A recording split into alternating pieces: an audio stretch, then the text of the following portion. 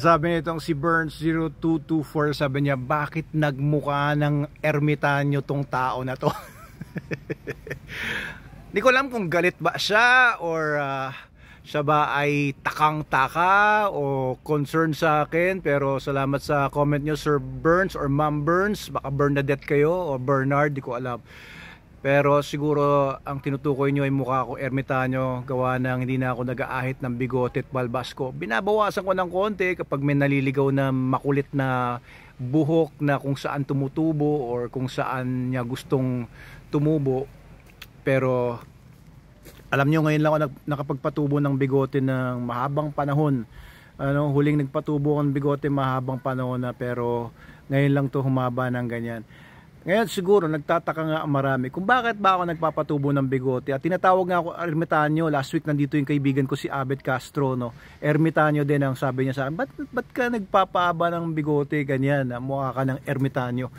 And sabi sa akin, hindi ba ako hindi ba parang balakid ito sa pag nagmi-meeting daw ako, may mga kasama akong mga ibang negosyante or what, pag may mini-meet daw ako, hindi ba ito parang may negative effect sa aking mga business transactions? So tingin ko wala naman, kasi wala naman akong pake. And ito guys, no, natutunan ko kasi yan na alam nyo, kaya hindi tayo nagpapatubo ng bigoteng mga Pilipino, ay gawa ng influensya ng Roman Catholic Church. Itong Roman Catholic Church, syempre, ang nagsimula niyan ay mga Romano. Ang mga Romano, sila talaga yung kultura noon na nagpauso ng mga pag-aahit. So yung mga Romans, ang tingin nila kasi sa bigote at balbas ay marumi. So may kinalaman din yan sa religion nila. So inaalis nila yung bigote at balbas nila. Feeling nila, yun yung mas appealing at mas okay sa kanila. Pero alam niyo ba na mga Muslim, Hudyo, kung saang, di ba, yung mga sinaunang Kristiyano, sila Jesus, mga apostol, lahat yan nagpapatubo ng bigote at balbas. Okay? Nung mga 4th century na lang, nung naitatag nga, kumaga 400 years nung namatay na si Jesus, pumalik na siya sa langit. After mga 400 years, tsaka pa lang yung mga Kristiyano nag-ahit dahil na-impluensyahan nga ng kultura ng mga Romano, at yung Roman religion and yung Roman belief system ay pinagkaisa ng emperor nila noon under the Roman Catholic Church. And isa sa napagkaisa nila, yung mga pari dapat ay laging nag-aahit para malinis at nagpapakita ng kabanalan. Ito naman ay opposite ng sinasabi ng mga Muslims at mga Hudyo na ang kabanalan ay pinapakita sa pamamagitan ng hindi pag-ahit. So ang nakikinabang talaga sa pag-aahit sa panahon natin ngayon ay ang Gillette at iba pang mga companies na nagbebenta ng mga pang-ahit at mga produkto ng pang-ahit. Ngayon kasi hindi na ako gumagastos sa pagbibili ng pang-ahit or mga refill ng Gillette ko. Gunting lang ginagamit ko para bawasan yung mga tumutubo dito sa may papuntang bibig, para nga naman pag uminom ako ng masarap na Manalo Cafe dito sa Manalo Resort Hotel ay hindi maiwan yung mga foam yan sa bigote ko. Okay, pasarap yung kape natin dito, Arabica po ito, galing sa mga bundok sa Mindanao. Anyway, yung yung pagsusuot din ng bigote, alam nyo ba, ay meron din yan effect psychologically. Ito, explain ko sa inyo, no? According sa mga scientists, yung mga lalaking may bigote ay mas tinitignan as mas masculine, and mas na-emphasize nito yung expressions ng mga mukha natin, kung masaya or galit ka or ikaw ba ay kung anong emotions mo, mas na-frame kasi nito yung bibig natin. Kaya kung galit ako, mas malakas yung epekto kung meron kang bigote at balbas. Kung masaya ako, mas malaki din yung epekto kung meron kang bigote at balbas. Something like that, no? So I think yung pagkakaroon ng bigote at balbas is a personal choice, but I would recommend it highly sa mga lalaki, no? And nag-iiba naman ang pananaw ng mga tao ngayon. Mas maraming mga tao ngayon na ina-accept yung pagsusuot ng bigote at balbas. Kung ganito tayo nilikha ng Diyos, bakit naman isipin na ito ay taliwas, diba? So sabi, gayahin daw natin si Jesus. Si Jesus may bigote yun, tsaka may balbas yun. Kasi yun ang kaugalian nila noon, mga Hudyo, and hindi talaga sila nag-aahit ng bigote at balbas nila. So kung gusto nyong gayahin si Jesus, magbigote at balbas na rin kayo. Yes. Pero kung gusto nyong gayahin yung mga pare, o di mag-ahit kayo kasi sila ay na-impluwensya ng mga Romano. So bahala kayo sa buhay ninyo.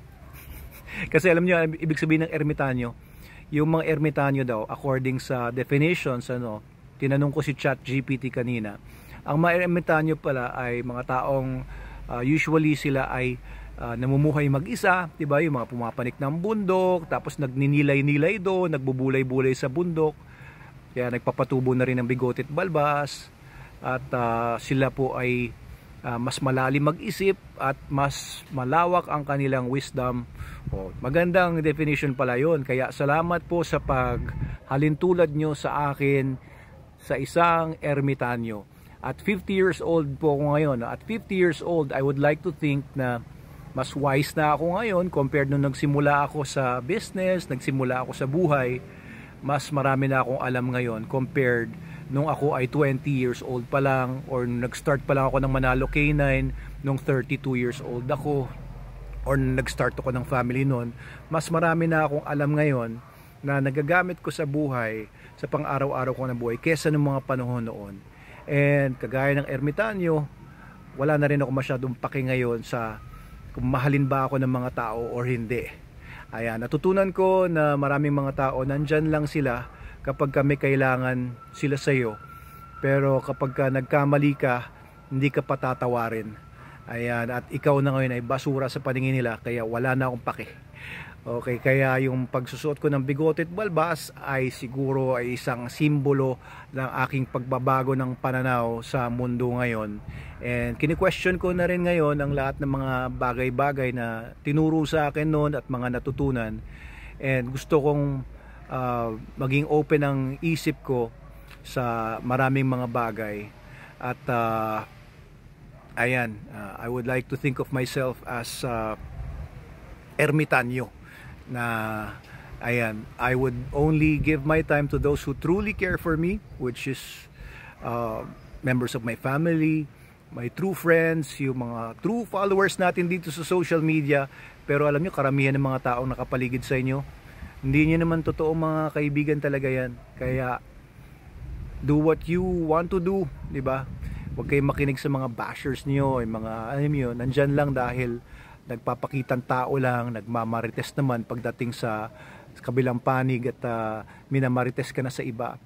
So dapat wala tayong paki sa mga ganong klaseng tao, 'di ba? So I think mas magaan ang buhay ko ngayon, mas maluwag ang paghinga ko ngayon, and mas masaya ako sa buhay ko at this point in time na ermitanyo na ako. Anyway, ayan, so dito lang tayo sa Manalo Resort Hotel, nag-meeting kami kanina. And I think I'm very happy with the people that I'm working with. You know, marami kami magagandang mga bagay na ginagawa. And pagdating naman sa mga transactions ko sa business, I think yung pagkakaroon ng bigote at balbas ko, napapansin ko lang, and maybe of course din sa nagbabagong status natin ngayon, I think na mas rinerespeto naman ako ng mga taong tingin ko kailangan kong makakuha ng respeto. Okay, I don't need respect from everyone, pero I think na maganda naman yung nagiging epekto sa akin ng bigote at balbas ko at pagiging ermitanyo looks natin ngayon. Ayan, kaya Sir or Ma'am Burns, at sa mga maraming mga nagme-message sa akin or nagko-comment sa mga vlogs natin, bakit daw ako nagpapatubo ng ganito bigote at balbas, subukan nyo, matutuwa po kayo. Pero kung ilan nga lang naman yung tumutubo, syempre, pangit. Ito medyo kumakapal-kapal na rin siya, kaya medyo nakaka-proud na rin. Alright, yun lang po. Maraming salamat sa inyo. Mabuhay kayo at huwag masyadong mapanghusga sa kapwa.